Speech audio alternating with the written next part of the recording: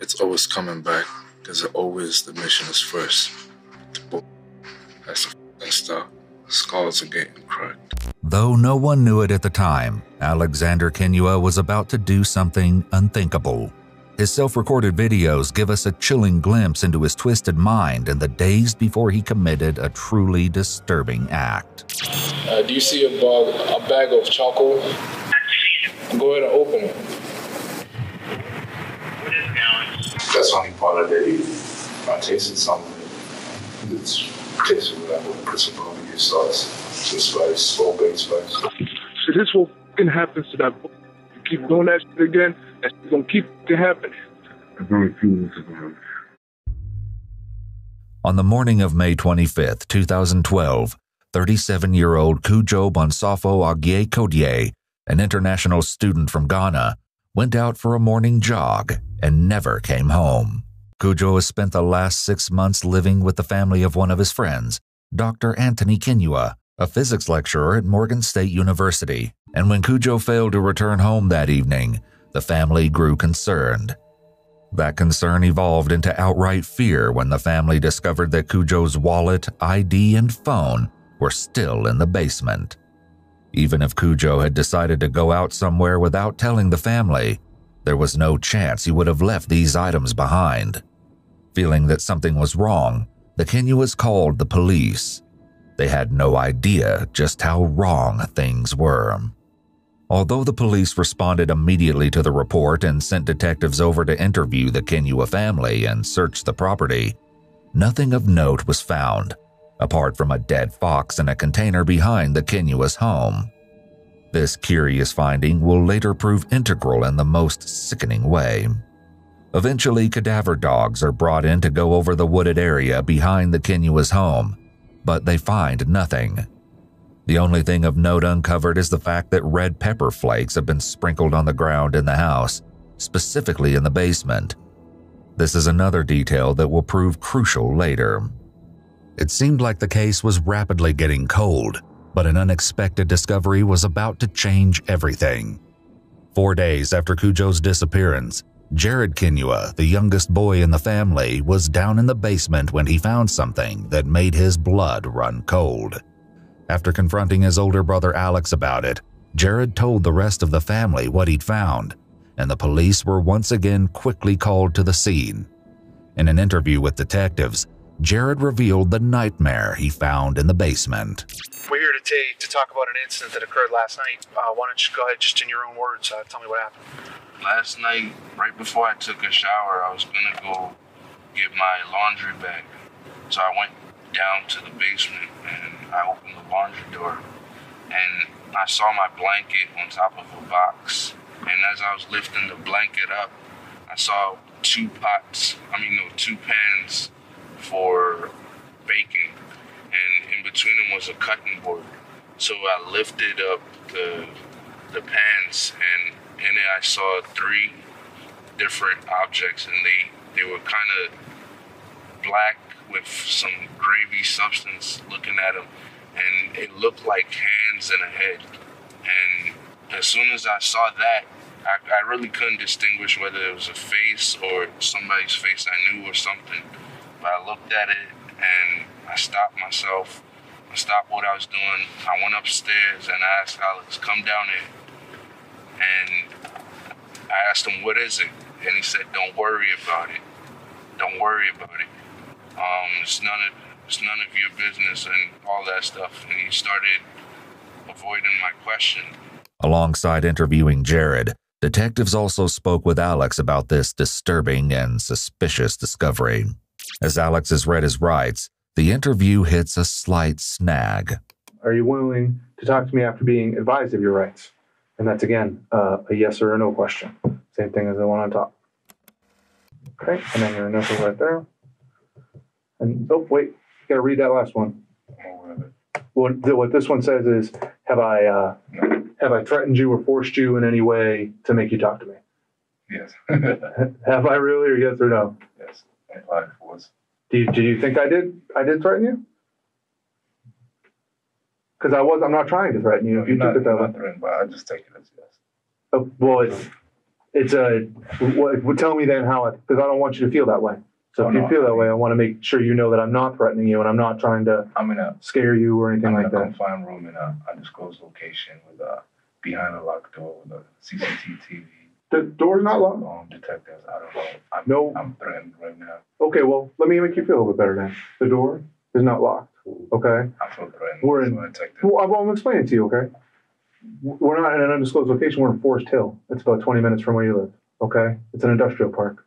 And the door's not locked, and I am not armed. I don't have a gun on me at all. You can see right there. And neither does that detective. Though there are different policies, it's typically recommended that officers aren't armed in the interrogation room. It helps calm the person being interviewed and prevents them from saying they were threatened or they were scared because the officer was armed. As well, officers don't want to wear a gun in order to lower the chance that someone takes it from them. Your mind's a weapon, so.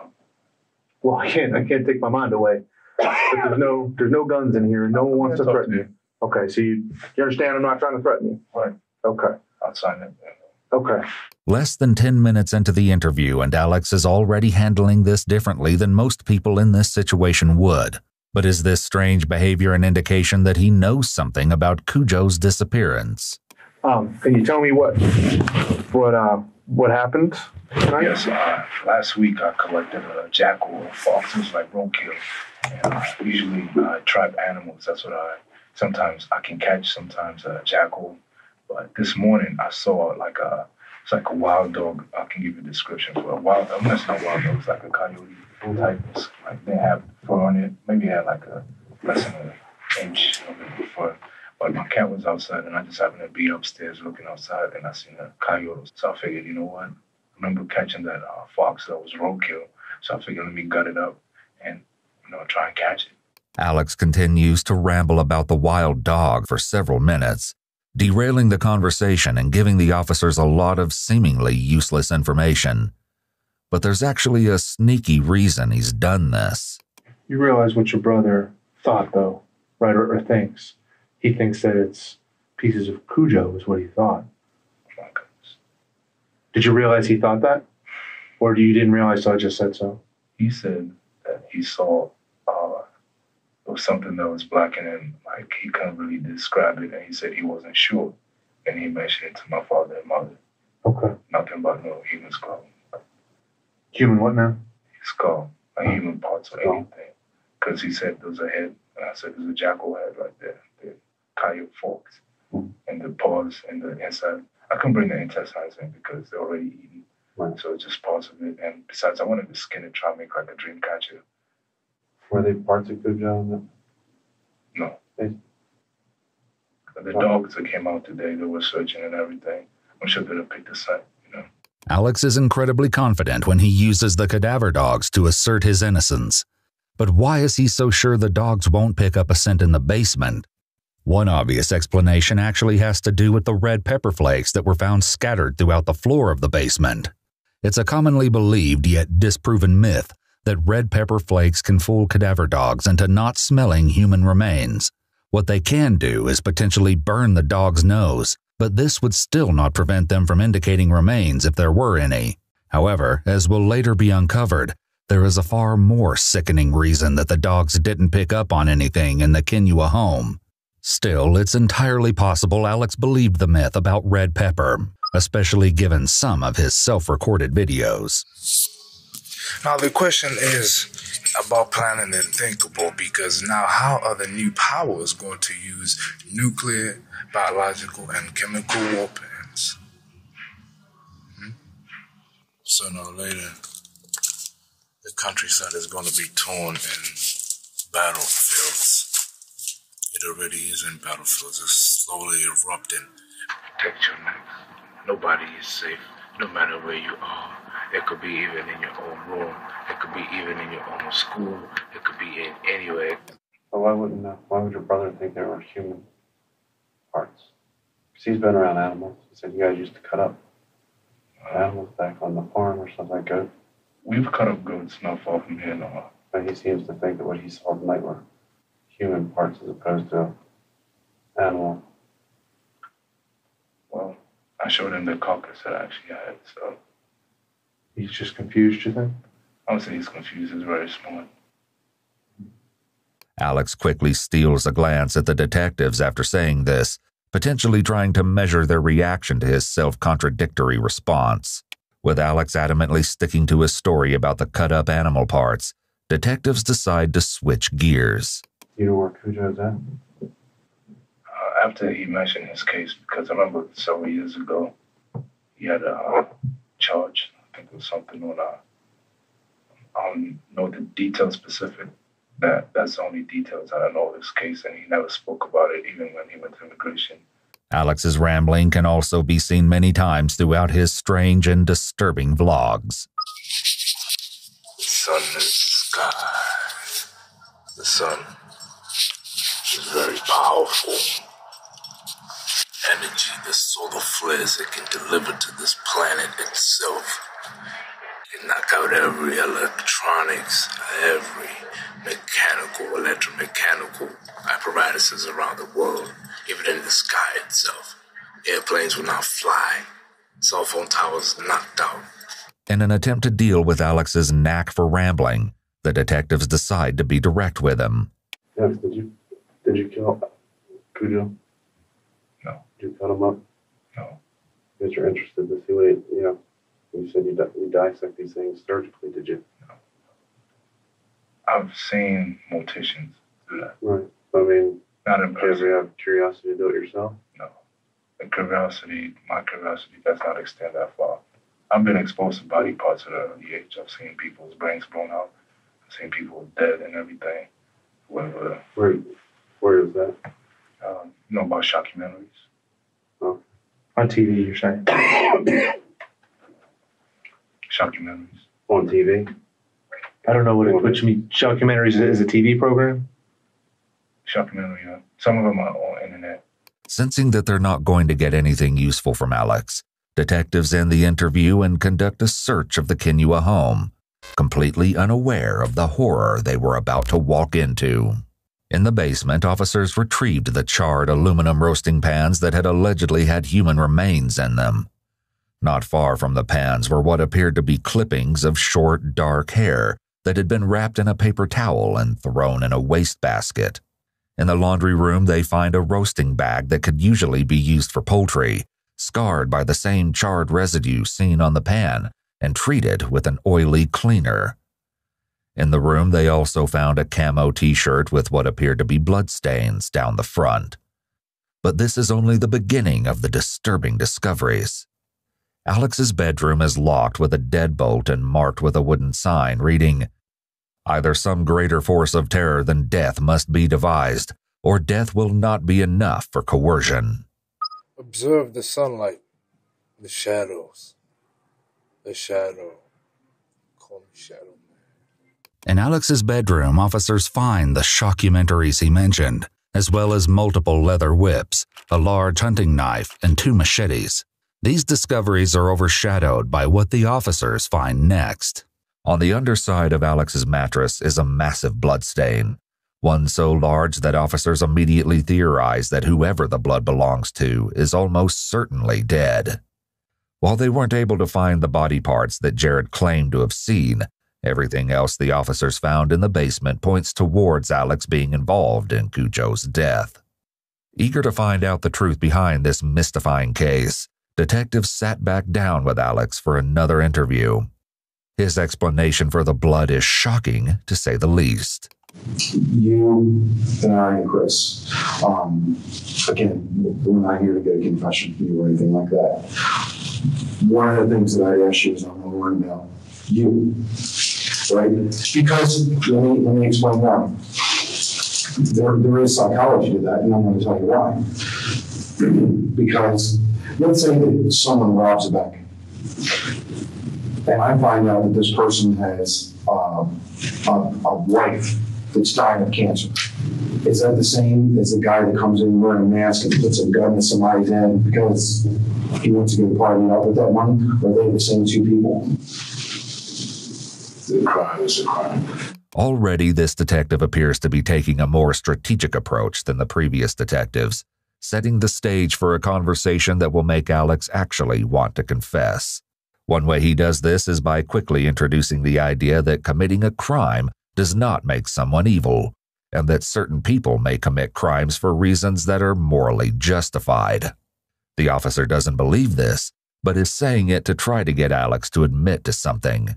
Unlike in his last interview, however, the detectives are ready for his rambling. Do you know what forensic science is all about?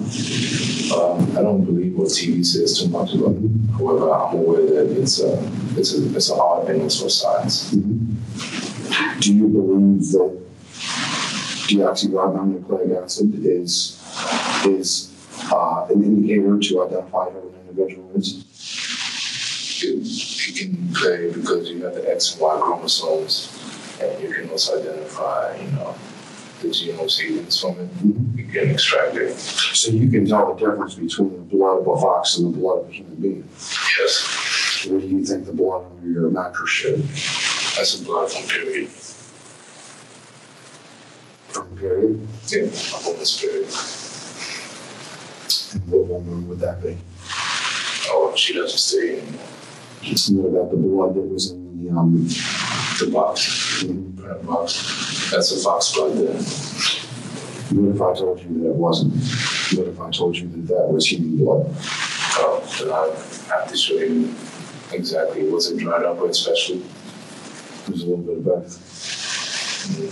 Then either that was planted there because I did have the fox there when my father saw me there. Mm-hmm. He told me to take that out the house with my knowledge. So we take it out because it was kind of smart. So I took it out. While searching Alex's room, police discovered a journal that contained extensive notes on how detectives and suspects commonly behave in interrogations. Some of his notes included, quote, "The capacity for resistance is diminished by disorientation. The end of an interrogation should be planned before questioning starts. The kinds of questions asked, the methods employed, and even the goals sought may be shaped by what will happen when the end is reached. The poorest interrogations are those that trail off into an inconclusive nothingness. The successful interrogation of a strongly resistant source ordinarily involves two key processes: the calculated regression of the interrogatee and the progression of an acceptable rationalization. If these two steps have been taken, it becomes very important to clinch the new tractability by means of conversion.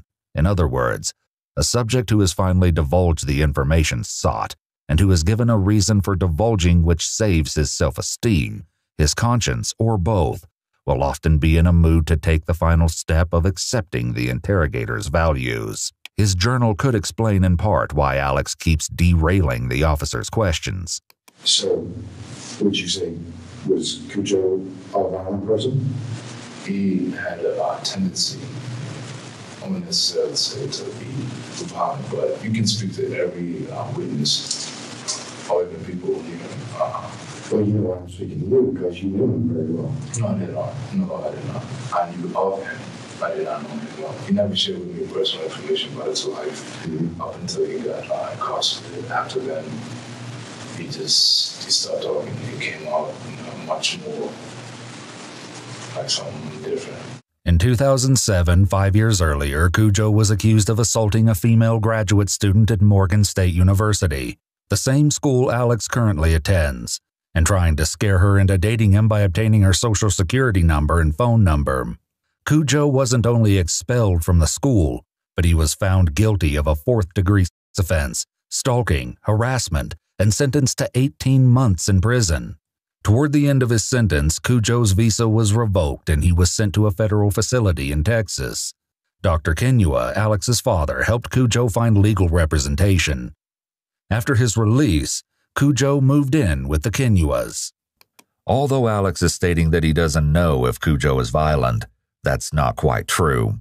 He referenced Cujo's case in the previous interview, and even went so far as to say that Cujo talked to the Kinyuas about it. You know where Cujo's at? After he mentioned his case, because I remember several years ago, he had a charge. He mentioned something to my brother about the woman who got him in trouble, something like that.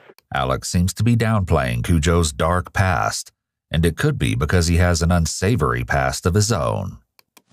So, you yourself were caught up in a situation not too long ago at college where you were accused of an act of violence. Right. I wasn't there. I don't know the circumstances behind it. Let me just break it down real quick. Mm-hmm. Sure, if you want to. Well, I could be in a body bag right now. That's how I look at it. I stay with people who want to jeopardize our college experience and also our education in the world. Mm-hmm. I just happened to be in the mix of it. I could have moved. I should have moved, actually. But because of that person and their behavior, they're jeopardizing my safety, bringing people at unknown times, and then pinpointing rumors on me. I'm not saying rumors, clear threats. So I had to defend my life. You stopped the threat. I mean, dealt with it. The only fact is that how I went about it, because I didn't go outside to look for him. He came to look for me. He came to our party.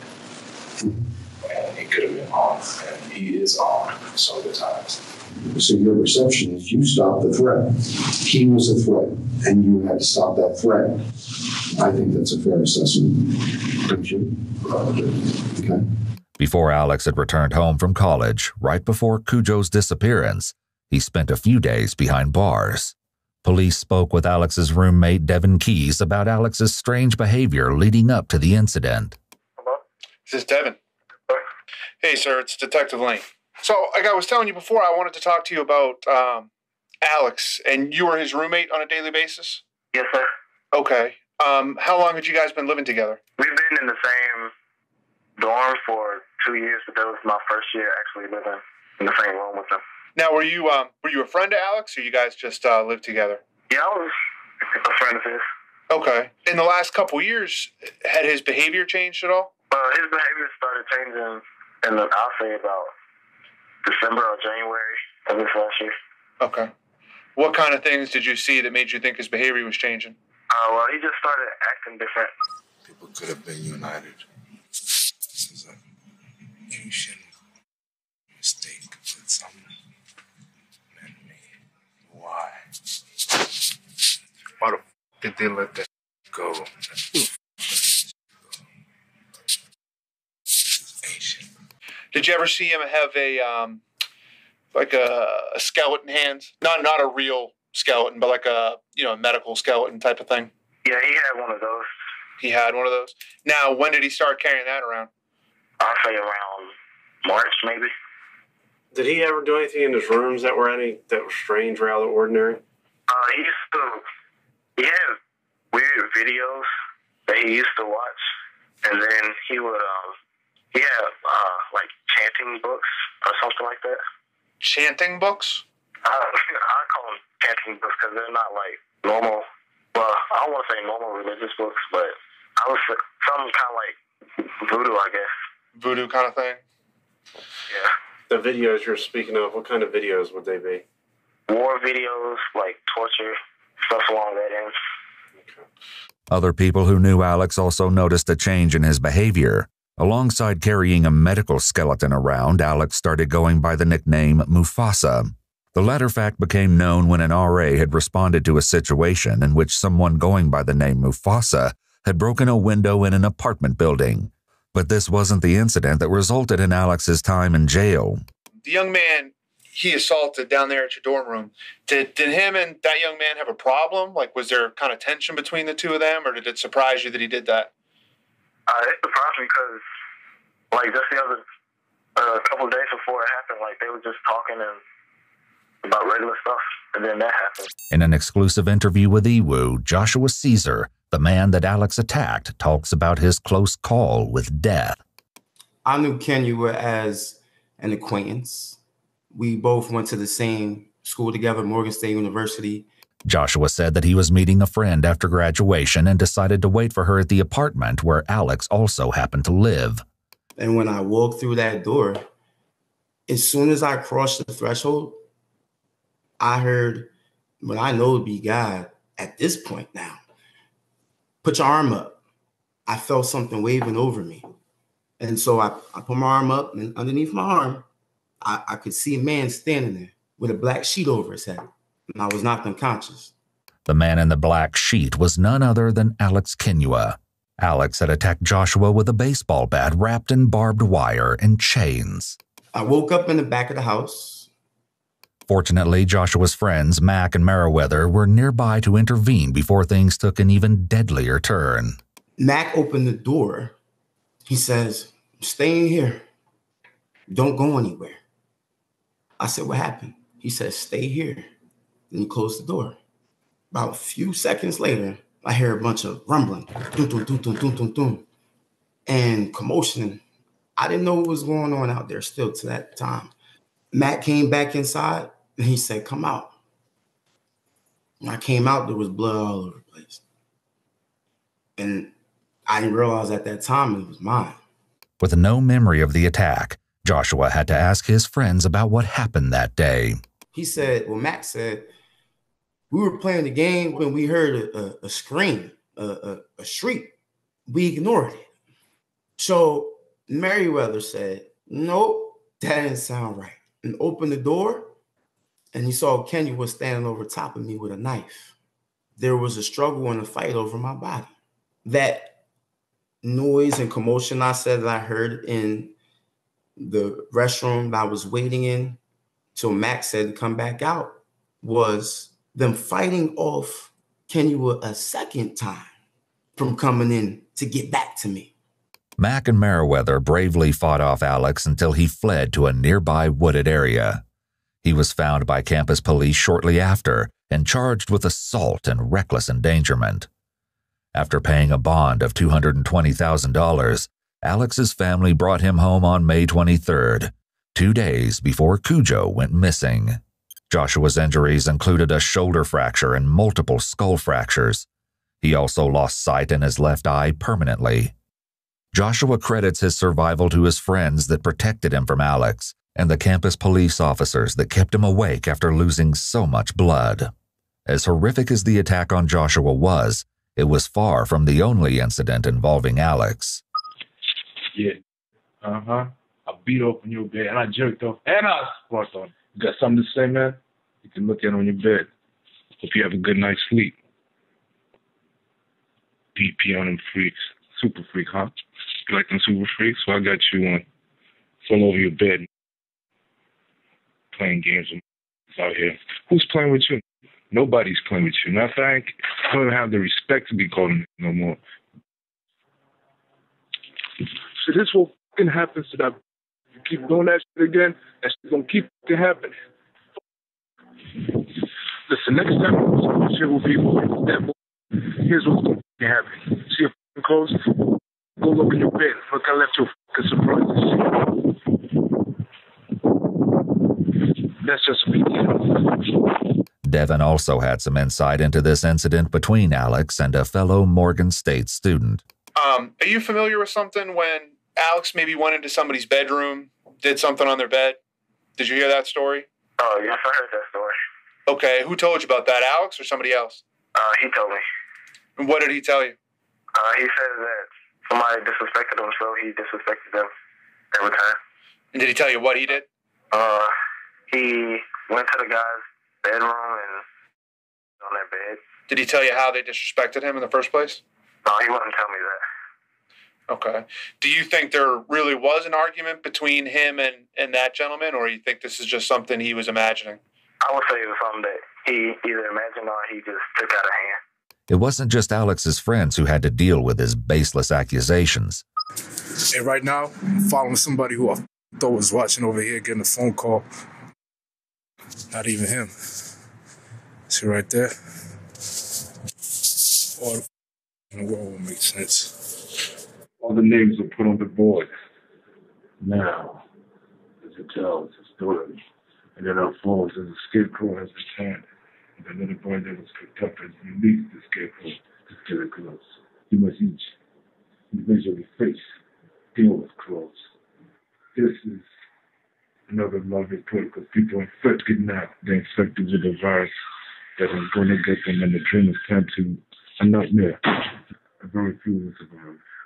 Based on his self-recorded videos and the accounts from those who knew him, it seems like Alex's aggression was ramping up during March, April, and May of 2012, before finally culminating in the terrifying attack on Joshua Caesar. All of these incidents involve Alex taking extreme actions based on perceptions that have no basis in reality. Realizing that this could be a possible motivation for Alex to have killed Cujo, the detectives dive into trying to uncover the truth behind Cujo's disappearance. Nothing can prepare them for what Alex eventually reveals. The issue of Morgan State, that guy, you perceived him to be a threat. His mother. And you perceived him to be a threat. And then I asked you if Cujo was a threat, and you initially, like, no, like, I don't really even know. Well, if he was involved in terrorist activities, if he was involved with bad people or bad things that were going on, and he's living at your parents' home, under their roof, with your siblings and yourself, how would you not say that he's not a threat? Like Cujo's case, as far as for him staying with our family, he stayed with our family before. Mm-hmm. He has done what he has to do, and that's when he, after getting arrested and all that, his behavior shifted. But you're so vague about that. No, what I mean is that his behavior shifted is as far as for how he went about his business. It's more so, people can tell you much more whether he was much more involved with people or more introverted. Alex seems to be having difficulty explaining himself the more the detective engages with his logic. Perhaps it's growing harder for him to make denials. Alex then alleges something about Cujo that's somehow even more shocking than anything else revealed so far. When you start connecting the pieces together, to me it made more sense that, he's trying to get himself back up on his feet. Mm-hmm. However, at the same time, he may not necessarily be doing that, he may have some other ulterior motives.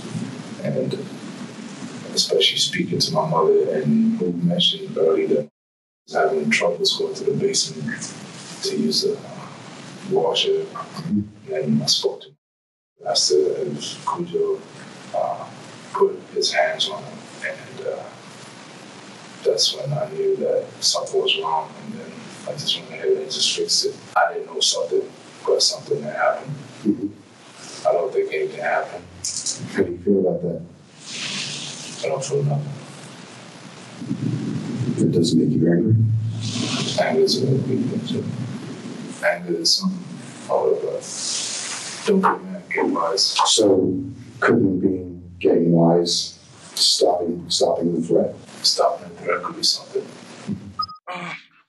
The pain is coming, the pain is going. They couldn't believe it, but now it's flowing. They fucking saw it. They got their mouths zipped up, because they know when they up, it's gonna get zipped up and thrown across the cut. They could have sorted.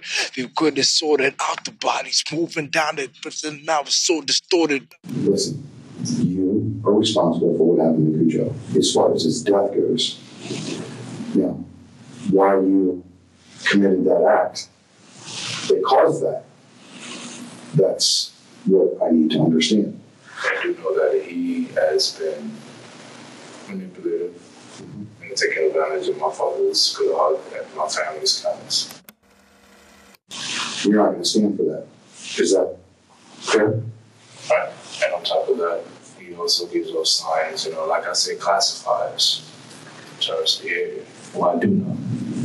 But I know how he acts and everything, because if you look at my bookshelves and the type of books and material that I read, with him, he sat directly next to my library where I have those type of books there. And every time I noticed, he would go through them and he would look at me like, he would give me a certain look. He would give me a look like he doesn't want me to find something. He hides something. So every time I would come downstairs, he would rush to hide something. So I'm like, what is he hiding? What is he doing? Whenever I went to my room, my things were moved around. So he was definitely in my room. Warning, please.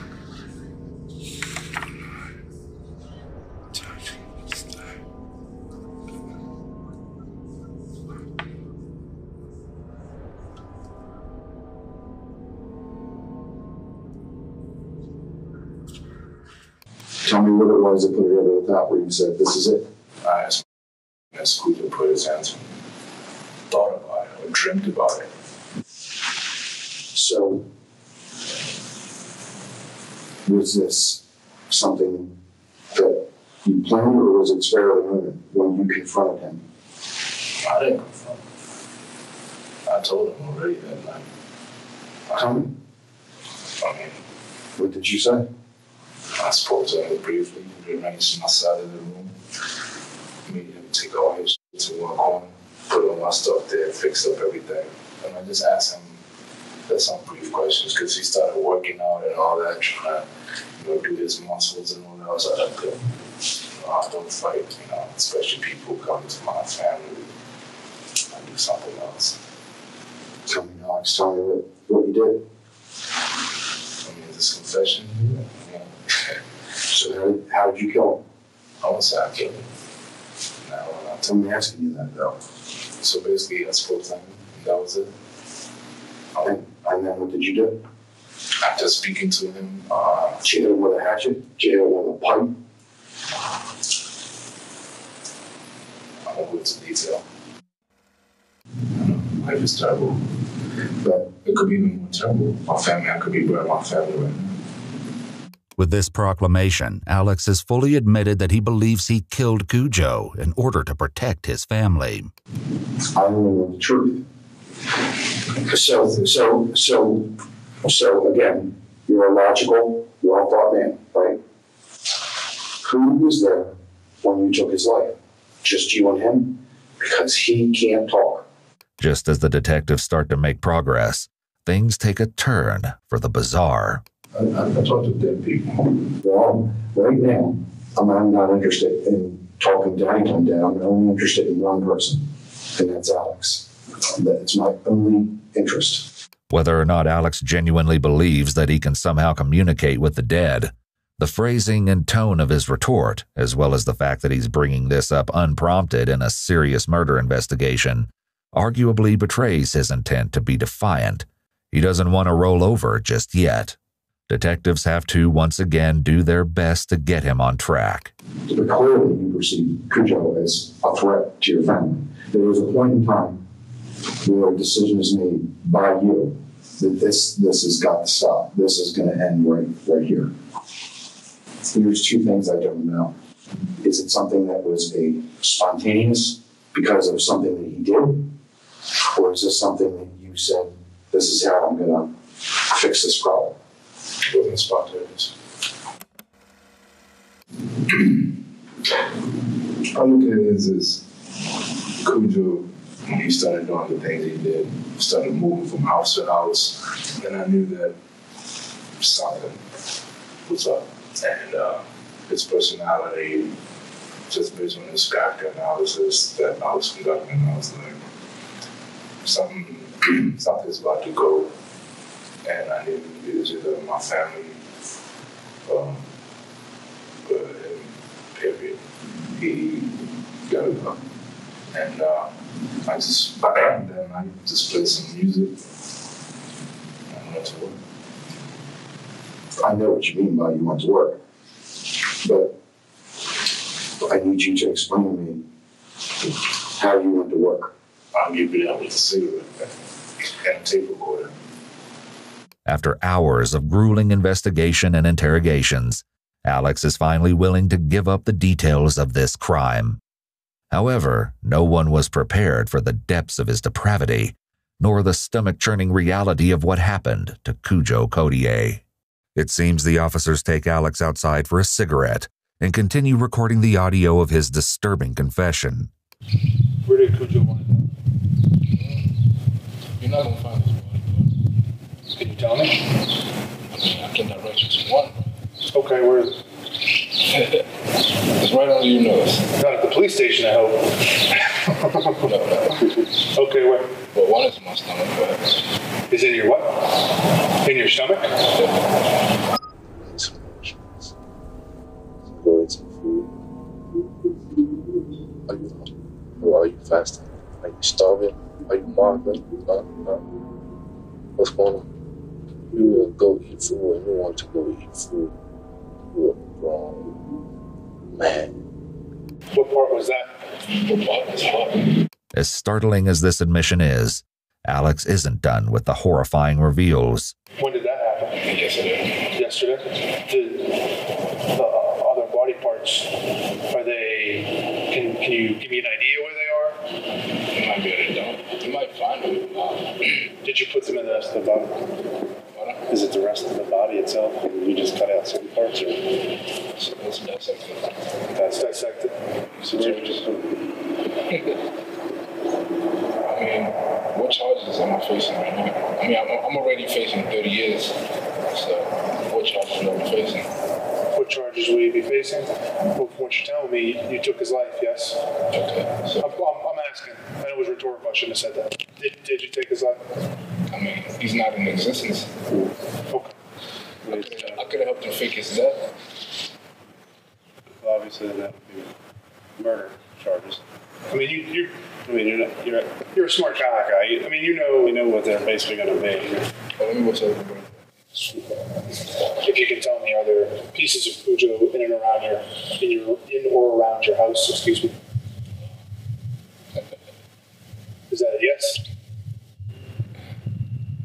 You looking for his head? Yes. Well, his head is taken care of. Is it in the? How is it taken care of? Can you tell me any more than that? His head is. Do you have anybody at the house right now? Mm-hmm. Can you get him on the phone? Sure. Through the phone, Alex guides the officer to his gruesome leftovers. Okay, go to the dining room. Okay, there's a big cabinet, a white cabinet that has like glass shelves on it.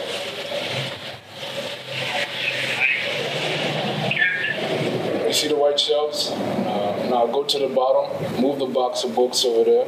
At the bottom of the cabinet, move the boxes and open one of the shelves. Do you see a bag of charcoal? Go ahead and open it. What is it, Alex? Do you see it? Yeah, got it. Okay. What is this inside the bag? What exactly? Is that what we're looking for? That's the only part. That's the only part? After recovering Cujo's severed hands and head, the officers were set on retrieving the rest of his remains. Alex revealed that he disposed of it in the dumpster of a nearby church and went so far as to brag that the chances of recovering it were slim to none. However, when officers investigated the dumpster for themselves, they discovered 2 duffel bags inside, infested with maggots. As they tried to remove one of the bags, it tore, and the officers were forced to watch in silent horror as Cujo's torso slid out and hit the pavement. Just wanted to, before we were outside talking, Alex was telling me, I'm just going to put the same report right on the table, okay, Alex? Sure. Alex, if you can, since Tom wasn't sitting here just a second ago, just run through that with what you were telling the other detective. Alex begins eagerly recounting a story so disgusting and despicable, it far outshines everything the detectives have learned thus far. Alex no longer has anything to hide, and as a consequence, he finally discusses in detail what happened the night he slaughtered Cujo. And it's more horrifying than anyone imagined. It's that night, after everything took place. We didn't argue anything, but I did tell him, I'm not going to speak about anything like cannibalism, it was more so about him being, I asked him if he knows about cannibals, and he said he's heard of them and he found out. So I asked him, is he ready to die? And he was like, no, he's not ready to die. So, too bad he made the angel of death. And then what did you do, Alex? Well, that night, I know he's into gospel and everything, so played some gospel music, and then he was sleeping. Came at him, I stood over him, and, went to work with the